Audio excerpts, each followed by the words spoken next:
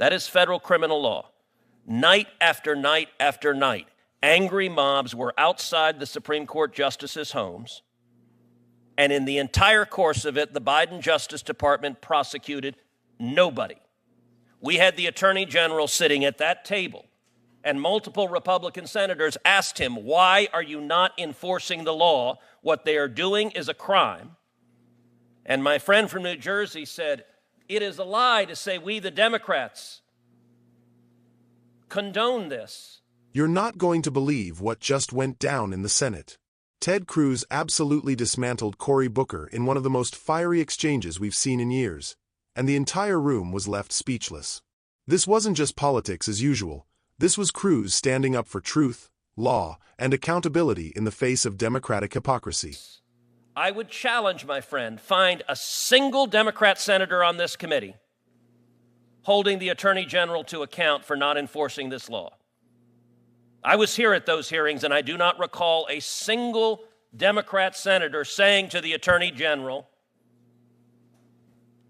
you should arrest these people who are violating the law. You should protect the judges. I agree that there was general language against violence, but not a single Democrat senator that I ever saw in this committee was willing to hold Attorney General Merrick Garland to account for flagrantly disregarding the federal criminal law because the Biden administration agreed with the protesters and I think wanted those justices harassed at their home. I really appreciate that you've now shifted the accusation you made earlier. Your accusation was that we were silent in the face of protests at Supreme Court justices' homes. Again, we joined together in a bipartisan way, not only to condemn that, but to pass legislation to extend round-the-clock security protection, literally days. It was introduced May 5th, passed the Senate in a bipartisan fashion on May 9th. So if you're saying that we didn't criticize Merrick Garland— Did the Biden DOJ arrest a single person under this law? You are now changing the No, that is what I said. That is what I said. Again, I'll pull the record. Did the Biden DOJ arrest even one? Again. The answer is no. My point to you is the accusation that the Democrats on this committee do not care about the safety of federal judges. I did not interrupt you, sir. I would appreciate if you let me finish. I am sick and tired of hearing the kind of heated partisan rhetoric, which is one of the reasons why we have such divisions in this country. The attacks we see from the President of the United States of America trolling and dragging judges through is what we should be talking about, that puts people in danger. I'm simply taking issue with the claim that you made at the top that people on the Democratic side of the aisle do not care about the safety and the security of judges and said nothing. You said we were silent after people's houses were protested. That is a patent lie, sir. We were not silent. We took action. We joined in a bipartisan way to protect those judges, as was done in a bipartisan way to protect a New Jersey judge after their horrific attack at their home. So I see you now trying to shift the debate to whether we talk to an attorney general. I'm simply taking issue with this accusation that somehow we Democrats are so bad because we don't call out threats to our judicial colleagues. And that is wrong. You could change the argument now that you want, but what you said was patently not true and was, in fact, a patent lie. So I do enjoy the fact that my colleague from New Jersey raises his voice and says it's a patent lie and says he's doing so in defense of lowering the rhetoric. There is some irony to doing those two together. I'll point out that in the entire course of those remarks, Senator Booker did not dispute the central point I made, which is the Biden Justice Department arrested 0 people, prosecuted 0 people for violating the criminal law, and every Democrat senator on this committee was silent about it. And this was an ongoing pattern for months. And I would note also that the senator from New Jersey clutched his pearls about language threatening judges, and yet I do not recall a single Democrat senator of this committee saying a word when Chuck Schumer went to the steps of the Supreme Court and threatened the safety of the Supreme Court justices by name Gorsuch and Kavanaugh, and he said, you have unleashed the whirlwind and you will pay the price. And not a single Democrat senator had a word to say about this. And so their outrage is selective.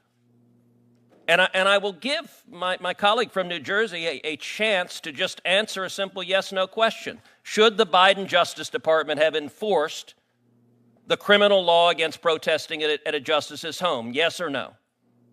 So the rank hypocrisy of Chuck Schumer apologizing the next day and you holding that standard for him and not for your president, who you actually rightfully described when you were running against him in a primary. I would love to run those tapes of how you perfectly talked about the danger of our president and his rhetoric. But now you are failing, in fact, blind to the very things you're accusing Chuck Schumer of. I don't think Donald Trump would know an apology if it hit him in the head. Never has said apologizing. So again, you are very, very, sir, very, very deep into the waters of hypocrisy in your criticisms of Chuck Schumer. So let the record reflect that Spartacus did not answer the question and did not tell us whether the criminal law should be enforced, because he knows the answer is yes. And he knows that the Biden Department of Justice was being wildly political and partisan in refusing to enforce the law because they disagreed with the Supreme Court justices' rulings. I have also, in addition to Senator Durbin, who's given his opening statement, I have a written opening statement from Chairman Grassley without objection. Ted Cruz came out swinging, exposing what most mainstream outlets won't touch: the fact that the Biden administration and its Justice Department have been selectively enforcing the law, turning a blind eye to crimes committed by their own political allies.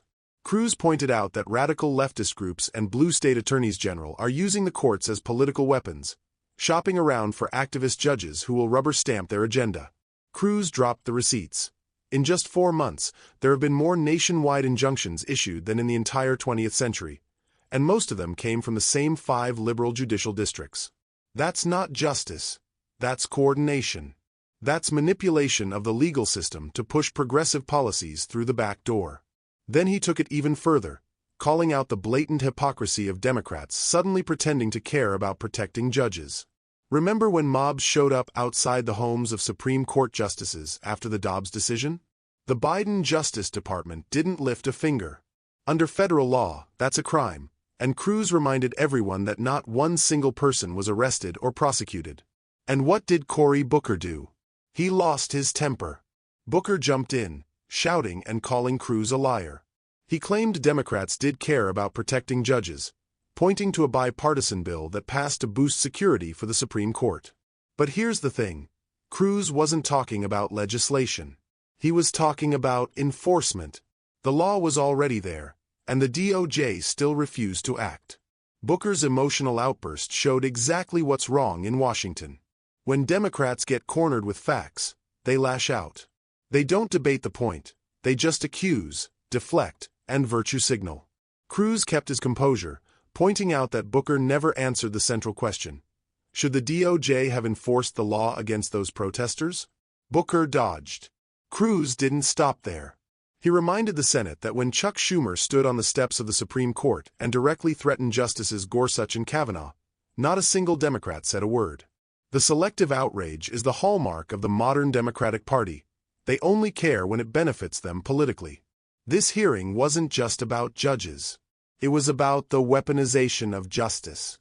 It was about the Biden administration turning federal power into a political shield for its allies and a sword against its opponents, especially Donald Trump and anyone who dares to stand with him. Ted Cruz wasn't just defending conservative judges. He was defending the rule of law itself. At the end of the day, Cruz said what millions of Americans have been thinking: the DOJ has become a political tool, and Democrats refuse to hold their own accountable. Booker didn't answer because he couldn't. The truth is on Cruz's side, and it's time for the American people to demand real accountability from this corrupt establishment. This moment should be a wake-up call. The double standards in Washington have gone too far. If you believe in the Constitution, in law and order, and in holding every politician accountable, no matter what party they're in, then stand with Ted Cruz on this one. Make sure you hit that like button, subscribe, and share this video so more patriots know what's really happening behind those Senate doors. This fight isn't about left or right. It's about defending America from a system that's forgotten who it serves. Stay strong, stay free, and I'll see you in the next one.